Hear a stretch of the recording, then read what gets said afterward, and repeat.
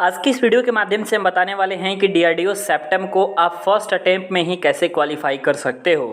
देखिए स्टूडेंट, कुछ ऐसे यूट्यूब चैनल है जिन्होंने प्रीवियस ईयर पेपर दे रखा है डीआरडीओ सेप्टेम का। तो मैं सबसे पहले बात आप सभी स्टूडेंट को बता देना चाहता हूं कि डीआरडीओ चाहे आपका ऑनलाइन मोड में एग्ज़ाम कराए या ऑफलाइन मोड में एग्ज़ाम कराए, कभी भी किसी को पेपर नहीं देती है, यानी पेपर फिर से सबमिट हो जाता है। कुछ स्टूडेंट जो कि मेमोरी बेस्ड क्वेश्चन लेकर के आते हैं, उनको कुछ याद रहता है कि क्या क्या पूछा गया था, तो उसी आधार पे सबको बताना चाहिए और हम भी जो है उसी आधार पे बताएंगे। लेकिन कुछ लोग कुछ पेपर को दिखा करके आपसे ये कह रहे हैं कि ये आपका डीआरडीओ सेप्टेम का पेपर है, तो ऐसा बिल्कुल भी नहीं है। ठीक है, अगर आप डीआरडीओ सेप्टेम को फर्स्ट अटेम्प्ट में क्वालिफाई करना चाहते हो तो मैं आपको बताता हूँ कि क्या क्या चीज़ें आपको पढ़नी है और कहाँ से चीज़ें पढ़नी हैं। कई सारे लोग एसएससी सीजीएल लेवल की तैयारी कर रहे हैं, तो मैं सबसे पहले उन स्टूडेंट से बता देना चाहता हूँ कि सीजीएल लेवल और सीएचएसएल लेवल का मैथमेटिक्स बिल्कुल भी नहीं आने वाला है।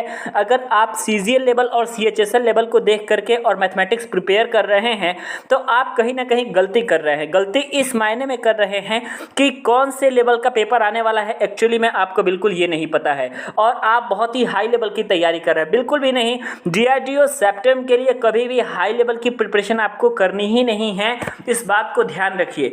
तो सवाल आता है कि सर आखिर में क्या पढ़ें। देखिए जनरल साइंस का जो सिलेबस है ये आपका डीआरडीओ के पेपर में सबसे इंपॉर्टेंट रहता है। आपको पता होना चाहिए कि डीआरडीओ जब भी एग्जाम कराती है तो साइंस के लिए अलग से स्पेसिफिक आपके फिजिक्स केमिस्ट्री मैथ के लिए 24 या 25 क्वेश्चन आवंटित करती है। तो इस बार जो है आपका साइंस से 24 नंबर के क्वेश्चन आने वाला है, मतलब 24 क्वेश्चन आपके आने वाले हैं साइंस से। ठीक है, जो आपका साइंस पूछा जाएगा वो प्योर आपका एनसीईआरटी पूछा जाएगा, एनसीईआरटी से बाहर बिल्कुल भी आपका नहीं पूछा जाएगा। क्लास 9th और क्लास 10th के एनसीईआरटी को अगर आप कवर कर लेते हैं तो जनरल साइंस के 24 क्वेश्चन में से आप 20+ क्वेश्चन आराम से बना करके आओगे। ऐसा नहीं है कि वन लाइनर क्वेश्चन आपको रटते हुए जाना है, जी नहीं। अगर आप स्पीडी से रट रहे हो, अगर आप लूसेंट से रट रहे हो तो आप कहीं ना कहीं मात खा जाओगे, क्योंकि वहाँ पर वो चीज़ पूछी ही नहीं जाती है। आप एक बार जैसे आप अपने बोर्ड एग्जाम के लिए पढ़े थे वैसे ही एक बार आप अपने पूरे साइंस को रिवीजन कर जाओ।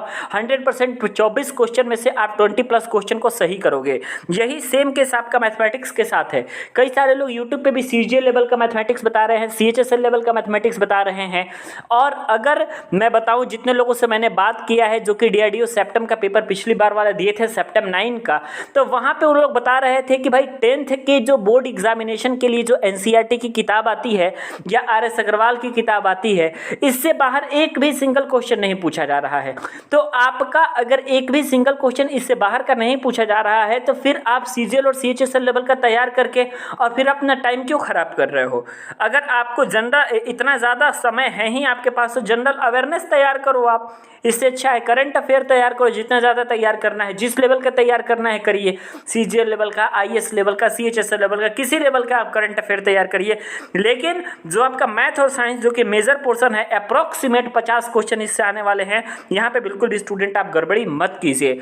और अगर आप ग्रामर पोर्शन की बात करोगे तो ग्रामर पोर्शन में मैक्सिमम क्वेश्चन आपके टेंस से आ रहे हैं। टेंस से डायरेक्ट क्वेश्चन आपको भी पता है कि नहीं पूछे जाते हैं। आपका कोई ना कोई एक एरर दे देता है और उस एरर को पहचान करने के लिए कहता है कि आप बताइए कि इसमें क्यों कौन सा एरर होगा, क्या एरर है इसमें, इस सेंटेंस में। तो इस तरीके से आपका दे रहा है और ये आप पता तभी लगा पाओगे जब आपको एटलीस्ट इतना पता होगा कि टेंस के रूल क्या हैं। ठीक है, कहाँ सेकेंड फॉर्म कहाँ थर्ड फॉर्म आपका लग रहा है। स्पेलिंग मिस्टेक से 2 क्वेश्चन पूछे गए थे। स्पेलिंग मिस्टेक आप देख लीजिएगा, जैसे ब्यूटीफुल आपका लिखा रहेगा तो कोई ना कोई एक आपका जो लेटर है वो आपका गलत लिखा रहेगा और आपको उसको पहचानना है कि वो आपका सही कैसे होगा। इसके अलावा आपको इंग्लिश ग्रामर में बहुत ज़्यादा चीज़ें नहीं पढ़नी है। डायरेक्ट इनडायरेक्ट से एक क्वेश्चन, एक्टिव पैसिव से एक क्वेश्चन, एंटोनिम सिनोनिम से एक क्वेश्चन और इसके अलावा वन वर्ड सब्स्टिट्यूशन से भी आपका क्वेश्चन है। प्रीपोजिशन फील करने के लिए आ रहा है, एडजेक्टिव फील करने के लिए आ रहा है, नाउन का टाइप बताने के लिए पूछा जाएगा। लेकिन जो फाइनली सारी चीज़ें हैं वो आप इतना याद रखिए कि आपको सारी चीज़ें वहीं से निकल के आएंगी आपकी एनसीईआरटी से, क्लास 10th लेवल से। बिल्कुल भी हाई लेवल की चीज़ें सीबीटी 1 में नहीं पूछी जा रही हैं। ऑलरेडी सीबीटी 2 इसलिए रखा गया है क्योंकि वहाँ से कट ऑफ बनाया जा सके। पेपर वहाँ पे लेवल हार्ड होगा, जाहिर सी बात है सिलेबस आपका डिसाइड नहीं है। जिस एग्जाम में सिलेबस डिसाइड नहीं रहता है वहाँ पे आपका सिलेबस कठिन आता है, तो वहाँ पे आपका कठिन आएगा 100%। इस बात को आप नोट कीजिएगा।